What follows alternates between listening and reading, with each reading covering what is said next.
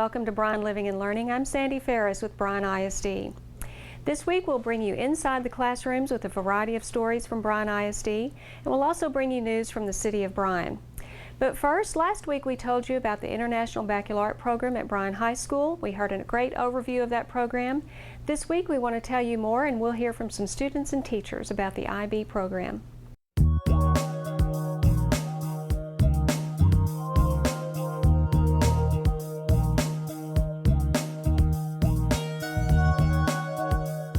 The major difference between AP and IB English is, number one, in the curriculum.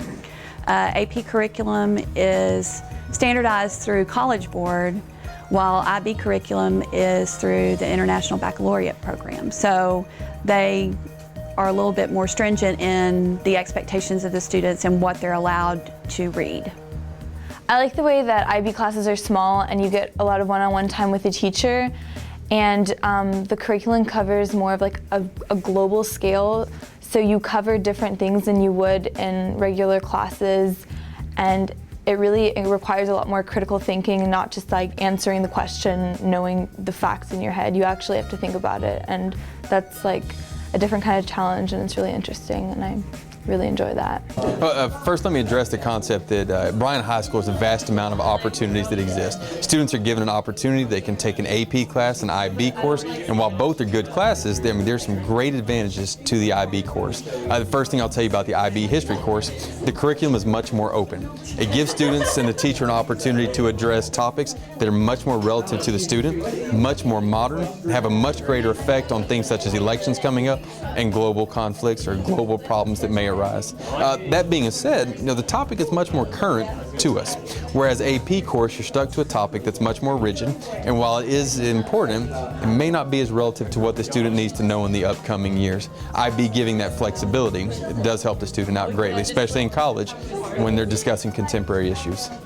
I would highly recommend getting into the IB program because it teaches you so much more about thinking rather than just studying or just learning about it. You can take everything from a philosophical point of view as well, and it's really helpful in that you can apply a lot of what you learn in one course to another course, especially with courses like TOK, which is so far-reaching, and it's really helpful in a lot of just everyday thinking. Keep rolling, rolling, rolling, keep that ballot rolling, keep that ballot rolling, voter. Through federal, state, and county, at bottom is a local bounty, waiting at the end of the line. The cities of Bryan and College Station remind voters that local city and school district elections appear on the bottom of the November ballot. Since local elections are nonpartisan, a straight party vote will not select a choice in any of the city or school district elections. So, voters, keep rolling that wheel until you reach the city and school district races at the bottom of the ballot. Take the time to vote on our children's education and local quality of life issues. See you at the polls. Bryan ISD is continually looking for ways to improve the quality of classroom instruction in our district. The Learning Walk is one of those initiatives. Last year when Dr. Wallace came on board, he implemented learning walks at the campus level with campus leadership and district leadership. And at that same time, we implemented the 5-star teaching techniques, which all classrooms should model in teaching students. They're research-based strategies, and they are call on students by name, monitor the classroom, actively monitor the classroom, ask questions and have students extend their answers to get to more rigorous levels, teach bell to bell, and have a meaningful bell ringer when students enter the classroom. And so what we've also been doing last year and this year is as a whole group of district leaders, instructional leaders, principals, curriculum people at the district level, we've been going on district-wide walkthroughs where we form into teams, and then in teams we go out and we visit classrooms and we look for these 5-star teaching techniques. And then we come back and we talk about what we saw, where we are, and how we can coach teachers to get to the next level of implementation. And so this past, most recently on October the 8th, we had a district-wide professional development. We worked with teachers on implementing expert I can statements that have the 3 components. There's alignment between the verb and the noun and the condition with the student learning expectation. We also taught and worked with teachers on actively, cognitively engaging students in the lesson so that students are plugged in. They're plugged into the learning as much time as possible throughout the course of the lesson. And then finally, questioning at the 5-star level. Asking questions the proper way by asking the question, waiting, and then calling on non-volunteers, and then having students extend their answers. So that was done on October the 8th. Now, today at our administrators meeting, once again we broke into teams of campus and district instructional leaders. We went out onto campuses and we observed in classrooms looking for these components. We've come back now and we've evaluated where we are. We've summarized all the data and looked at it as a whole group, and now the teams are working to design coaching plans. So what is it, if a teacher is at this level, what can we do just to bring them up one level? And now that's what they're doing in their groups, working on coaching plans. We know that the most important component in a student's learning is the teaching that goes on in the classroom day in, day out. And these activities are designed to build the capacity of our teachers to design and implement those kind of lessons that are going to lead to increased student achievement. Keep rolling, rolling, rolling. Keep that ballot rolling. Keep that ballot rolling, voter. Through federal, state, and county, at bottom is a local bounty, waiting at the end of the line.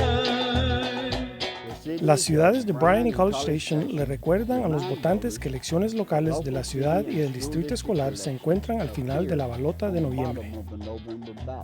Por lo que las elecciones locales son sin partido, un voto ecuánime de un partido político no seleccionará ninguna de las elecciones de la ciudad y distrito escolar.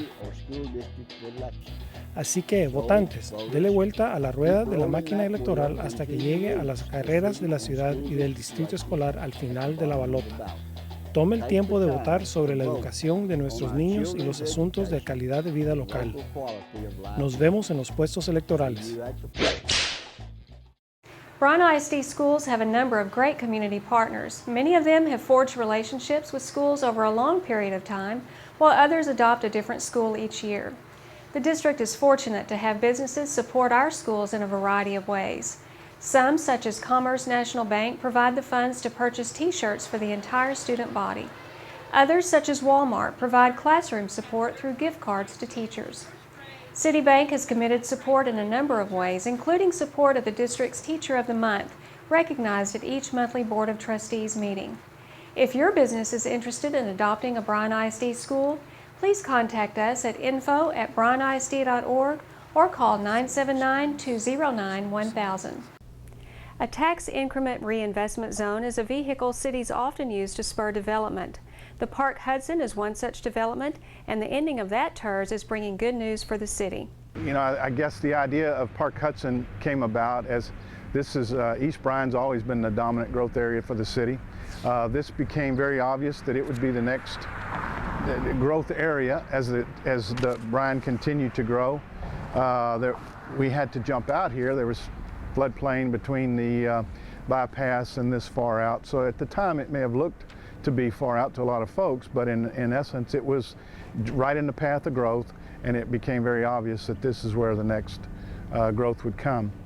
The reason for the TERS to ever involve the TERS here was that there had been other developers come along to look at this tract, but there was considerable infrastructure major infrastructure that needed to be built the economics of the deal were such that it never made sense for a developer to do it. Having to build a bridge across Hudson Creek and having to build major thoroughfares, it just would take a lot of capital.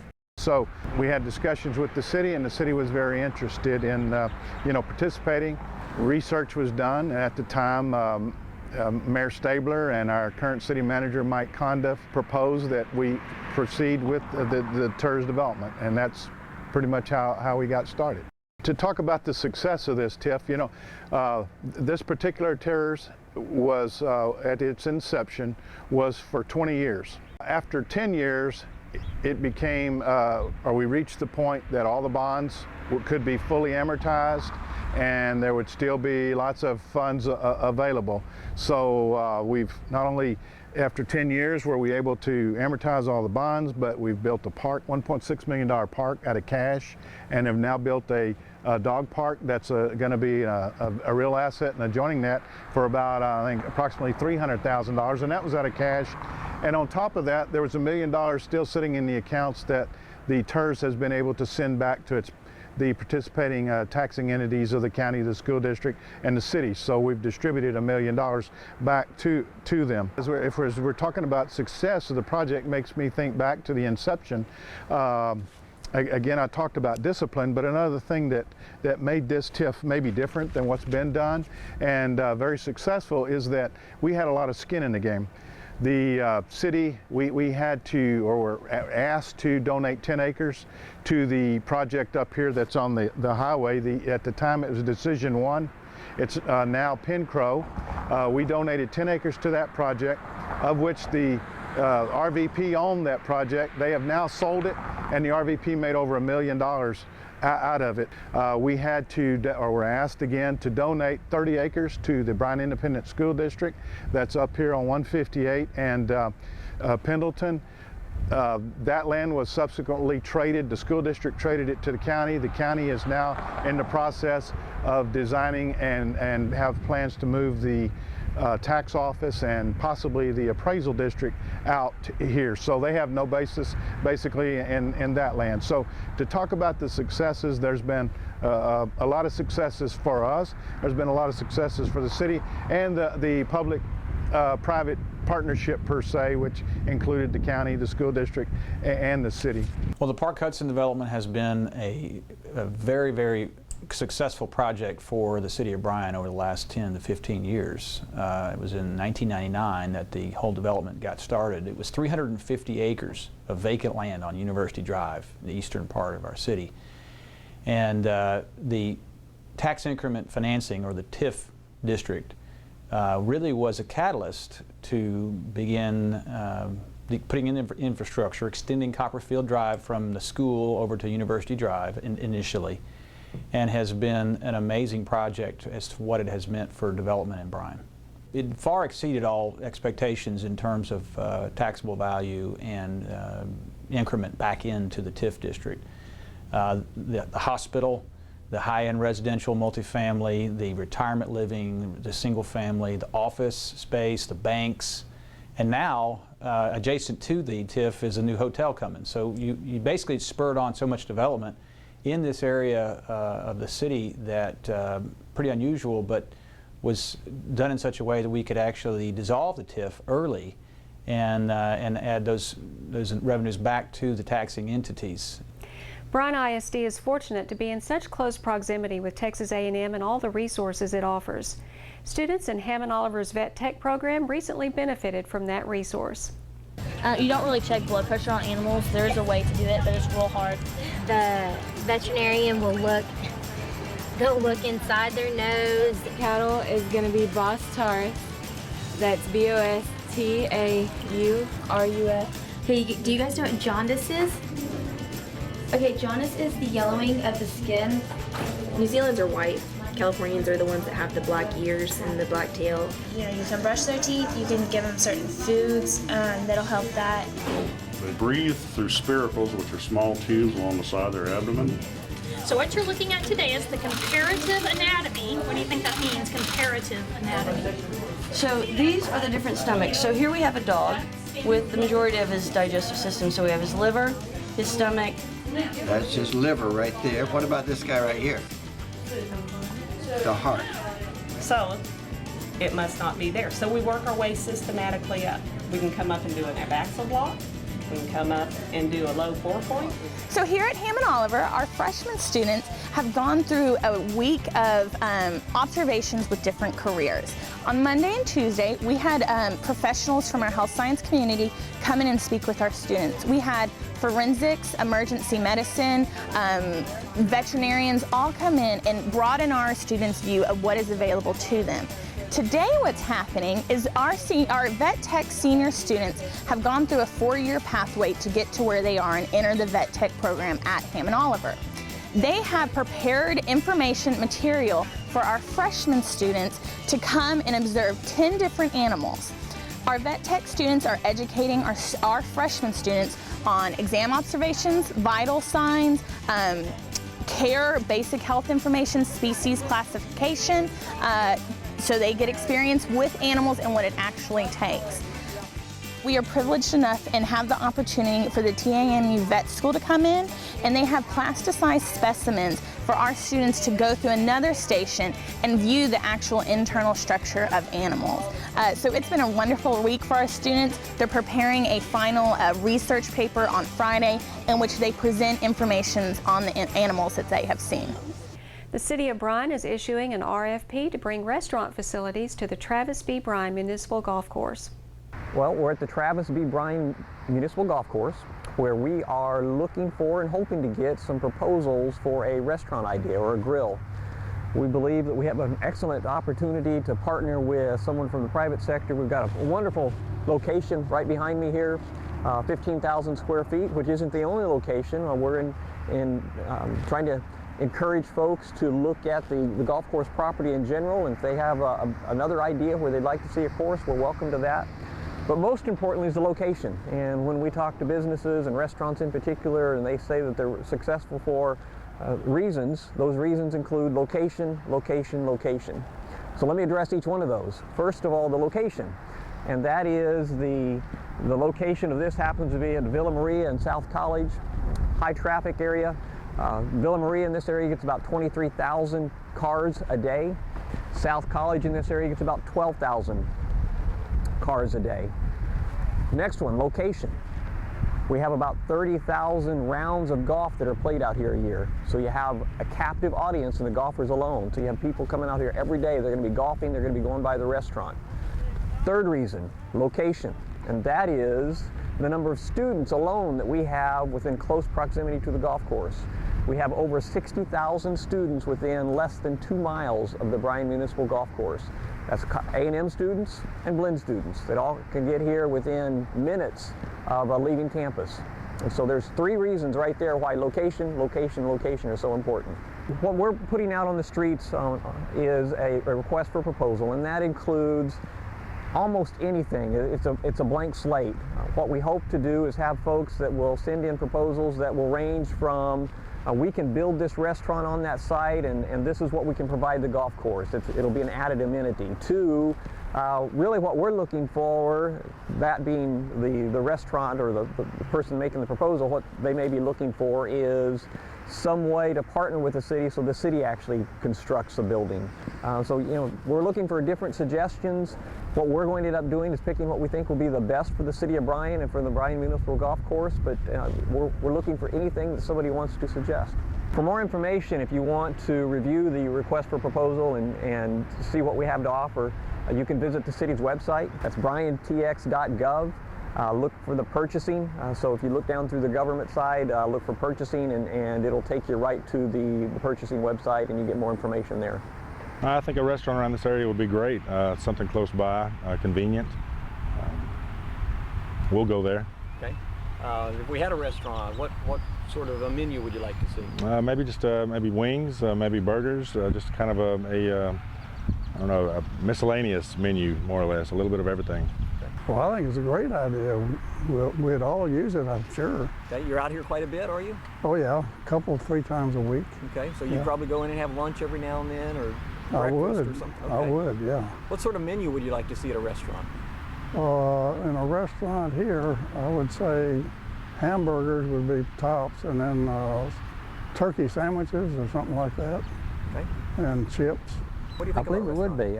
We generally eat after we play around at golf, not every time, but often. So, yeah, being convenient, I think it'd get a lot of service. Okay. How often do you come out and golf? 3 days a week. All right. Okay. If a restaurant were to come out here, what would you like to see on a menu? Well, oftentimes we switch around. Sometimes barbecue, sometimes seafood, fast food. You know, so we'd accept any number of things. I think that'd be a great idea. I mean, right now, sitting out here playing 9 holes, I'm getting pretty hungry. But yeah, it sounds like a great idea. Is there anything in particular you'd like to see on a menu if we had a restaurant out here? Club sandwiches, a little something healthy. I mean, everybody can get a fat burger around here, but you know, something a little healthy would be great. Okay. I think that would be a really good idea. We could get out here in the morning, and maybe if you had something like breakfast tacos to get things kicked off, that would be a great idea. And then, kind of along the same lines, maybe a little bit of a Mexican Mediterranean. I know that's a big twist there, but more tacos, fish tacos, dips, hummuses, stuff like that. Kick it off with a margarita after playing 18 holes. That would be awesome. Very good. Her blood is mine! Mine! I saw it first! Stop! Wait! If you spare her life, I can tell you where you can find plenty of blood, all the blood you want. At the Guns and Hoses Blood Drive. The blood drive will be held Tuesday, October 30th from 8 a.m. to 3 p.m. at the City Hall basement. It's a friendly competition between Bryan Police Department and Fire Department to see who can get the most donations. All donations benefit Commit for Life. In his latest video blog, Bryan Superintendent Dr. Tommy Wallace spent some time with our support personnel. He starts off the day with an early morning ride on a school bus.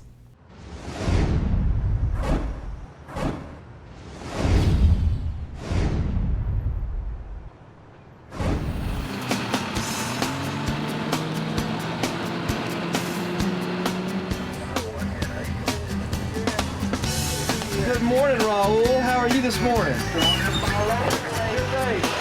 Keep those smiles. Keep those smiles coming. Repeat after me. I am important. Yeah, he'll watch different personalities with kids, but it's all good. I'm not quite like any of them. Good morning. Good morning, Big Daddy. How are you this morning, man? You guys doing good today? Yes, sir. What's up, man? What's up? Hey, man. You remember me? I know you do. How are you? Hello, I'm Tommy Wallace, Superintendent of Bryan Independent School District. Thank you for joining in and watching our video blog. This week is the week that's set aside for transportation and food service, and they're both two departments that are our unsung heroes. This morning I had the opportunity to ride one of our buses that started very early in the morning, but I will tell you that the people that work in our transportation department, our bus drivers, our mechanics, they're unsung heroes. They do a great job. They get to work before the crack of dawn, and this morning as I got here, there were lights going off, there were bus drivers inspecting their buses. They were kicking the tires, checking the transmission fluid, checking everything about their buses. They get here early enough that they're allowed to inspect it and then still give our mechanics plenty of time to fix anything that might be wrong. Because as I said, this is National Bus Safety Week, and for us to make for sure that your children are transported safely is a very, very top concern of ours. We want to make for sure all of our children are safe. This morning as I got on the bus, I was given an itinerary of Mr. Tex. That was the bus driver I rode with this morning. The itinerary had every minute from the time that he left until the time he got back to the bus barn. And he drove 3 routes, one to Navarro, one to Davila, and one from Davila back to Sam Rayburn Middle School. And as I looked at that itinerary, I saw and noticed that every stop was within 1 minute of the itinerary. Now we realize that some of our buses may be late occasionally, or there may be a hiccup every now and then, but I will tell you, for the most part, we do a great job in our transportation department. We're very proud of Ernest Martinez, our new transportation director. We're very proud of the over 100 bus drivers that we have in Bryan Independent School District. We travel, and this was a shock to me this morning, we travel over 7,000 miles a day in Bryan Independent School District. We have over 100 buses, and again, over 7,000 miles. That's across the United States, and we do that every single day. So we transport over 8,000 students in Bryan Independent School District, and on any given day, we have very few hiccups, we have very few problems we have to deal with, and that's attributed to a wonderful staff that takes care of our children, that takes care of our buses, and it's just a great department. This week we also had the opportunity to look into our food nutrition department, and I had the opportunity yesterday to serve 200 kids corn and pizza. And I will tell you, not only in food nutrition and in transportation, both of these departments, these people that work there, these employees that love Bryan so much, they know every child by name. The food service people, the employees, they knew every child. In fact, the lady that I worked with in the food service, she could tell me pretty much what every child was going to pick, cheese or pepperoni pizza, and she knew which one it was. The bus driver today knew every child that got on the bus, knew everything about them. And so what I want to say this morning is that if you look at a school district that feeds over 18,000 meals or serves 18,000 meals a day, that travels over 7,100 miles a day, and our people know everything about them. Many times they're taken for granted. Our bus drivers, our food service people, they're taken for granted. But you have to understand that as our bus drivers pick up our students, they greet them with a smile. They greet them with a hello. In fact, on the bus that I rode today, they had to say before they got off the bus, they had to have the chant, "I am important," which is so important. But as they're picked up with a smiling face, with discipline, with structure, they get off the bus and they go straight to the cafeterias where they have the opportunity to eat. They have the opportunity to be greeted with a smile. They have the opportunity to be treated very well. So we just want to say this week, thank you so much to all of our food service people, to all of our transportation people, because you do make Bryan ISD the one, and we appreciate you. We look forward to seeing you soon on our video blog, and have a great week.